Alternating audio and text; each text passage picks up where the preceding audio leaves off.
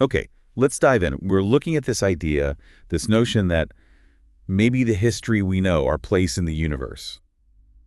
Well, maybe it's not the whole story. Right, maybe some parts have been deliberately kept hidden. Exactly. We're tackling this huge assertion that there's been a massive, decades-long secret about UFOs, about extraterrestrial contact. And managed, supposedly, by groups way outside the public eye, beyond elected government control. So what we're digging into today comes from these extensive excerpts from the book Unacknowledged. It makes some pretty big claims. Oh, definitely. It's not just like fuzzy photos. We're talking detailed accounts, alleged insider testimony, claims of recovered craft, reverse-engineered tech, a whole hidden world. So our mission really is to unpack all of that, to look hard at this central claim, the cover-up. We'll follow the timeline they lay out and look closely at the testimonies presented. And it's crucial for you, the listener, to remember this is all based on the claims within this specific book. The evidence presented relies heavily on these alleged insiders and documents. Yeah, so we're exploring the narrative they build. Who are the key players? What's the sequence of events according to this text? It really kicks off with a bang, doesn't it? That quote attributed to Ben Rich, former head of Lockheed Skunk Works. Oh, yeah. Saying we already have interstellar travel tech, but it's locked deep in black projects. Right. Needs something almost like godlike to get it revealed. It sets a really dramatic tone straight away. It really does. And then, boom, the book hits you with this core idea. 2 U.S. governments.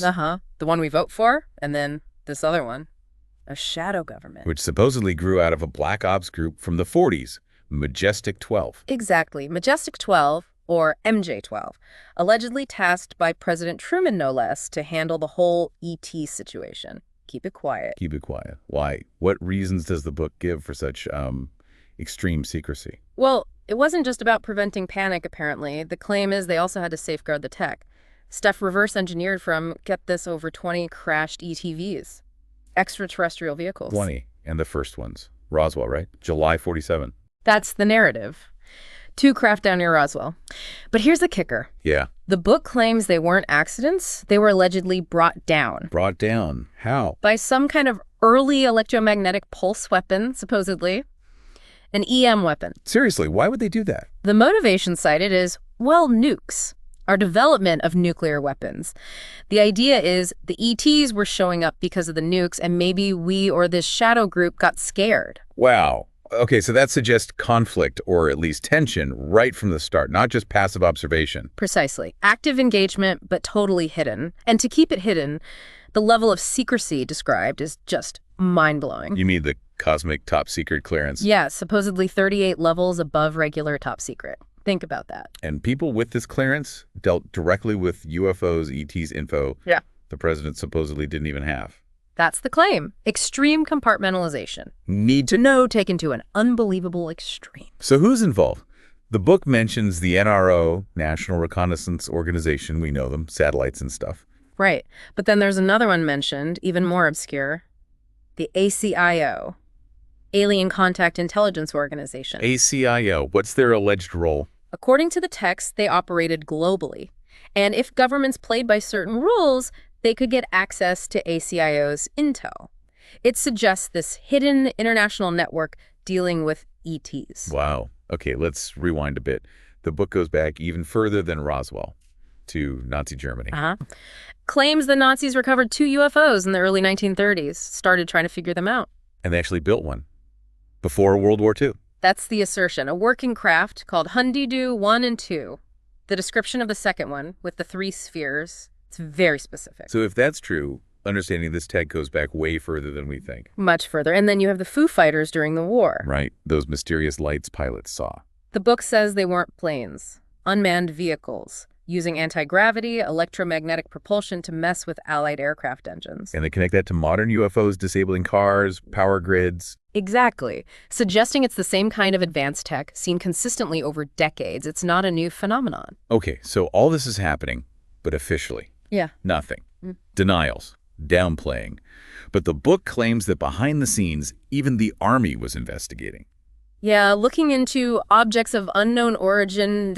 Despite the public face, there's even that mention of one of MacArthur's generals concluding something was not of this earth. A real disconnect between internal knowledge and public statements, if true. Definitely. And then there's J. Edgar Hoover, head of the FBI, reportedly demanding access to recovered disks. And getting stonewalled.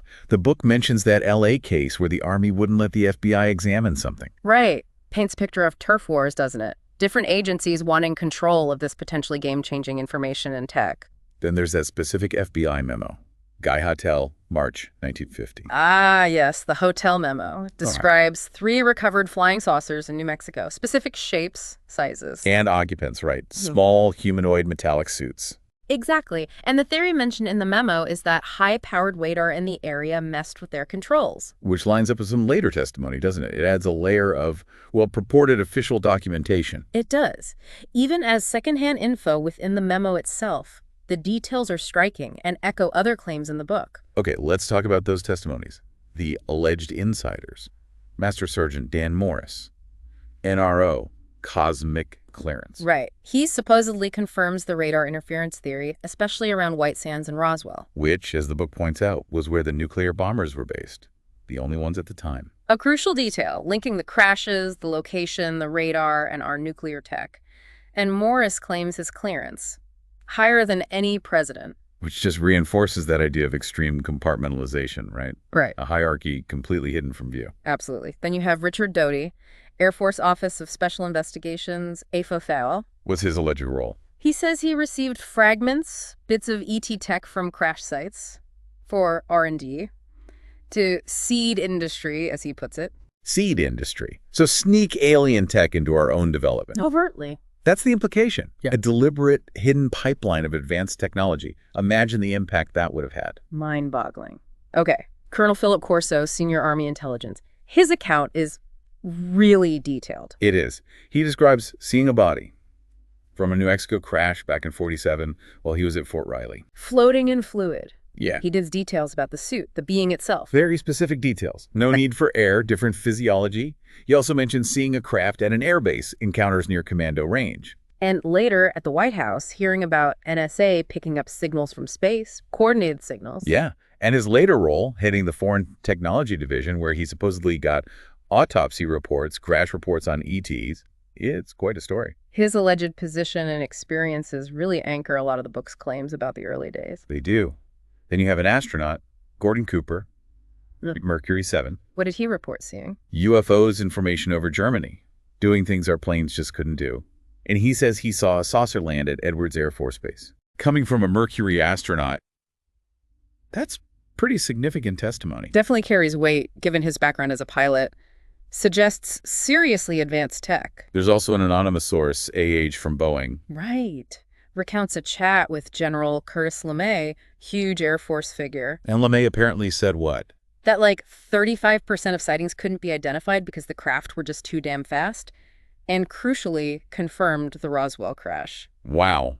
So a secondhand confirmation, but from a major general. Potentially, yes. Another piece suggesting high-level awareness. And finally, for this section, Dr. Greer, the author, observed that sightings seemed to spike after Hiroshima and Nagasaki, especially around New Mexico. Pointing again to that potential link, are nukes drawing attention? So all these threads really seem to weave together around Roswell, don't they? They do. The book really focuses on it. You've got the hotel memo, Morris talking radar interference, Corso seeing a body, LeMay's alleged confirmation. It paints a picture of a huge event, immediately clamped down on. Total secrecy, narrative control. And right after Roswell, what happens?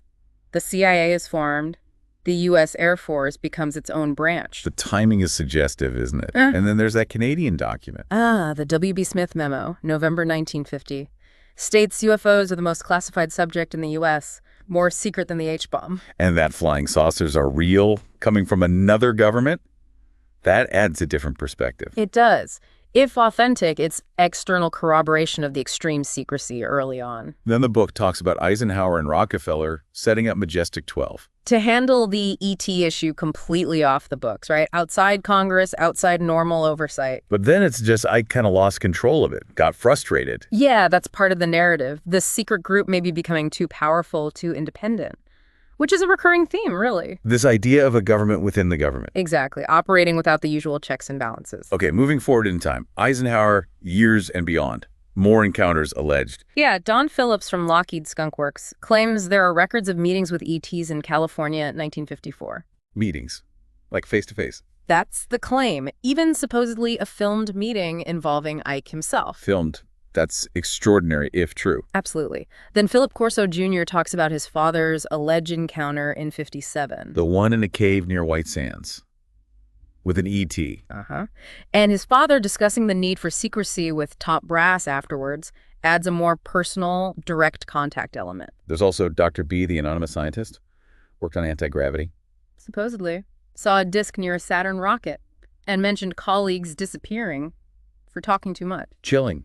Intense secrecy. Serious consequences. It paints that picture, yeah. And it feeds into that quote from Senator Daniel Inouye. Right, about a shadowy government with its own funding, own forces, operating outside the law. Coming from a respected senator like Inouye, that statement, as presented in the book, really resonates with the core claims about this hidden structure. A big part of this is the technology, isn't it? Especially energy, zero-point energy. Yeah, this idea of tapping energy from the vacuum of space. Richard Doty allegedly saw a device on ET craft doing just that. A device that could power anything from a flashlight to a city. That's the claim. And Dan Morris backs it up, saying free energy tech existed way back with Tesla, but the oil industry suppressed it. Dr. B also mentioned suppressed tech, right? Cars, ships. Way more efficient. Right. The implication is that we could have had radically different, cleaner energy in transport, but it's been deliberately held back. That's a huge accusation. So how did they keep such massive secrets for so long, according to the book? Multiple methods alleged. Ridicule is a big one. Making witnesses sound crazy. Official denials, obviously.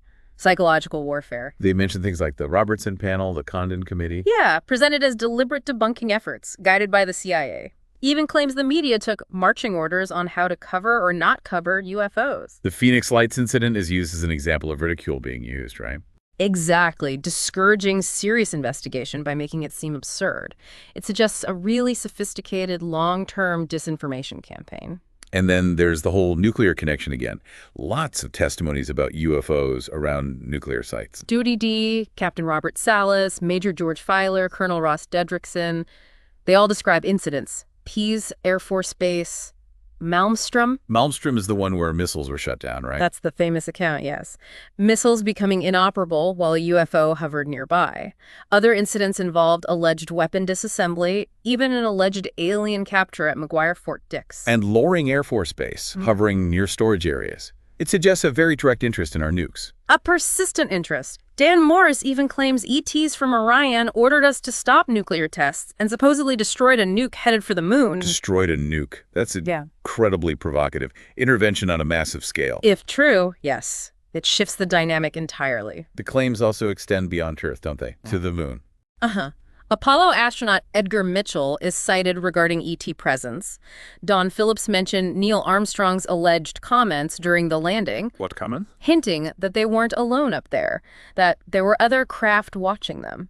And John Maynard from the DIA talks about clandestine groups maybe operating off-world. Bases on the moon. Observation posts. It just keeps getting bigger. The scope of the claims is immense, absolutely. It redefines our whole cosmic neighborhood, potentially. The book also talks about efforts to actually get this information out. Disclosure efforts. Right. Stephen Greer's Disclosure Project is central.